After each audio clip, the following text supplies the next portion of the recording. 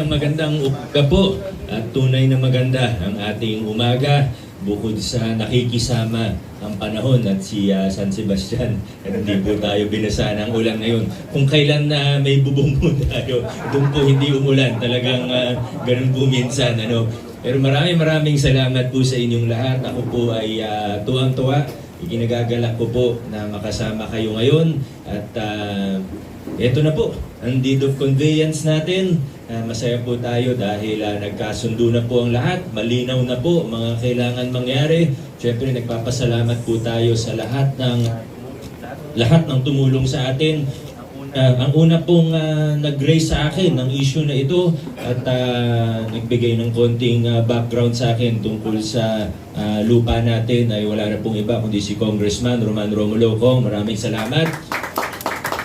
Siyempre hindi po natin magagampanan ng ating trabaho, hindi tayo makakapag-implementa ng mga programa kung hindi sa suporta ng ating City Council. Malaki din po yung papel nila sa pag-aproba ng MOA natin hanggang dito sa deed of conveyance natin. Kaya sa ating City Council, sa pangunguna ni Vice Mayor Dodot Jaworski, maraming salamat din po sa inyo.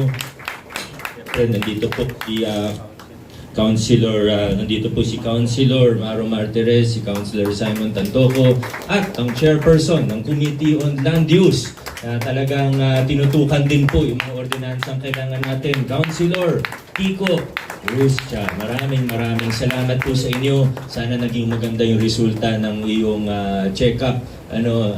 Talagang binanggit pa talaga sa ating barangay, sa pangunguna ni Cap Robin at mga kagawad natin. Salamat sa suportang pinakita po ninyo para matapos na po ang lahat ng ito. Sa mga kasamahan po natin sa lokal na pamahalaan, hindi natin magagawa to kung hindi po dahil sa kanila na talagang tinutukan din nila, pinagtuunan ng pansin. Sila po yung nanguna sa mga dialogo na kailangan gawin. At siyempre, nang nanguna po talaga dito ay si Sir Rick Reyes. Sir Rick, maraming salamat. Marami po at mga staff ng puso dito. Hindi ko na po isa-isa. May malagpasan po tayo. Pero siyempre, ang LMRO ay tumulong din. Hindi ko na babanggitin kung sino yung mga attorney doon. At siyempre, sa Sampaguita Hoa, Pres Jojo, hindi rin po matatapos ang usapan dito kundi po sa tulong at suporta ninyo. Sa bumubuo ng tayo naman, nandyan si Dado. Dado, maraming salamat. Narinig din naman po natin yung mensahe ni Kajun. Nasaan na po si Kajun? Umuwi na? Ay, nandyan, nakaupo yan. Ala ko, umuwi na si Kajun. At sa proseso natin, tagal na usapan po ito. Sa totoo, hindi pa ako pinapanganak. Usapan na po ito. Dahil sabi nga, 50 years in the making po ito. At napakasaya ko po na natapos po ito sa ilalim ng ating administrasyon. Historical momentous occasion po ito. At sa lahat ng pinagdaanan natin, ako po personally, marami rin po akong natutunan dito. Marami tayong aral na napulot dito at ma-apply din po natin ito kahit sa mga ibang lugar kung saan may mga problema, hindi lang sa lupa. Alam nyo, napakarami. Ang Pasig, napakalaki na po. Ang layo na po dun sa nakita natin sa presentation ni Sir Francis na nung araw ang pinagbuhatan, 504 lang ang census. At yung 504 na yun ay sabi, lumaki na ang populasyon ng pinagbuhatan dahil 504. Napakarami na daw ng tao sa pinagbuhatan noong panahon na yun. 504 residents. Nakita natin yung iba, may 50, 60 residente. Talagang iba-iba pa yung panahon na yun. Pero una po, ang unang aral na napulot ko po dito ay sa paglutas natin ng mga suliranin, ng mga problema po sa ating lungsod ay unang-una sa lahat, kailangan kilalanin natin ang ating kasaysayan. Kailangan matuto tayo mula sa ating kasaysayan. Hindi po natin siya pwedeng isang tabi. Hindi natin pwedeng baliwalain yung mga nauna sa atin.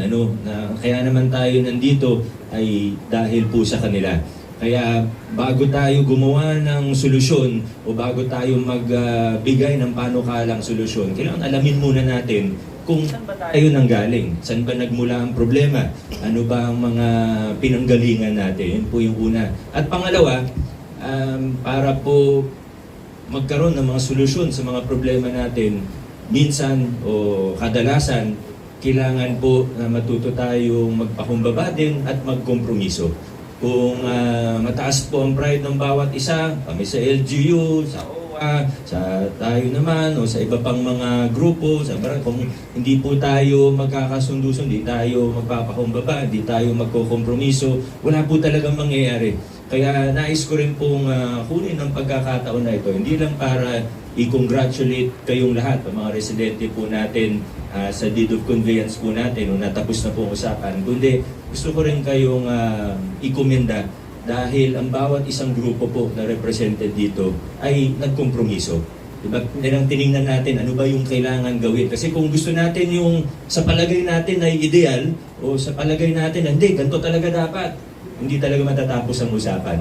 Pero dahil nagpakumbaba tayo, nakipagkompromiso tayo, at tinignan natin kung ano ang makabubuti para sa nakararami, natapos po ang usapan at nagawa po natin ito at achievement po natin lahat ang araw na ito at ang historic occasion na ito. Kaya maraming salamat po sa inyong lahat.